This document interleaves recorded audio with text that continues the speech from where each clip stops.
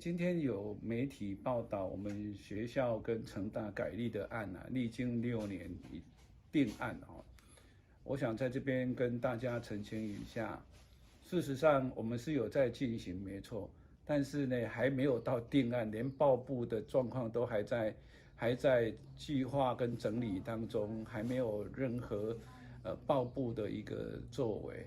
我想其他的媒体也不要为这件事情做任何的不必要的猜测。那所以成大这边他也有说，就是目前程序还在走，那文件也还没齐备。那这个部分就是高工这一边也是有相同的一个说法吗？目前确实是如苏副这边所说的情形一样，我们都在两方一起在整理这个计划书。因为计划书还是有一些要修改，而经过双方的同意才行。而且这个计划书是要经过校务会议通过的，所以我们非常的慎重在检核这里面的相关资料，希望完成之后才去完美之后才去做呈报的工作。所以目前来讲还没有任何花文呈报要改立的任何一个案子都没有动。台南高工。那成大有成大护工，那成大护工跟台南高工合并以后，就变成成功大学附属台南高工。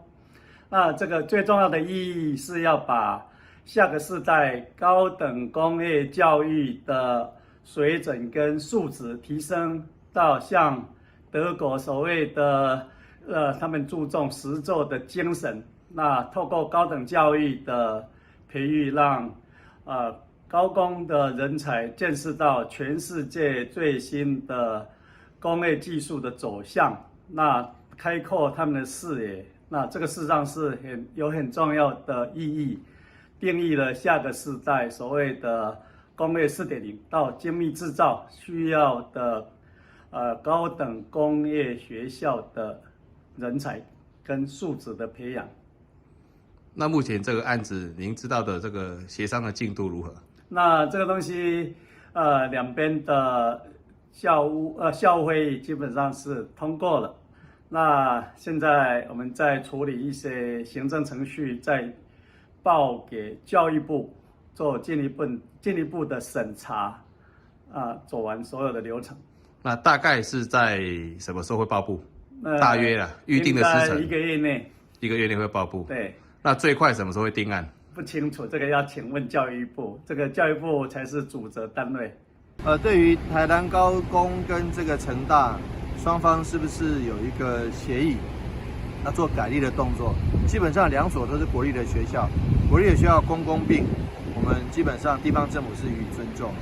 那过去也曾经有例子，也就是台南高农国立台南高农变成南大附中，所以说这个部分其实坦白讲也都是过去有例子。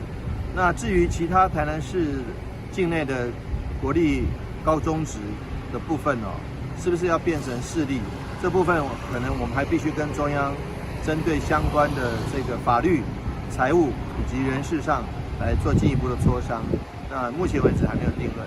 那所以呢，我觉得其实尊重国立成功大学跟国立台南高工他们是不是有进一步针对台南高工的去向来做讨论？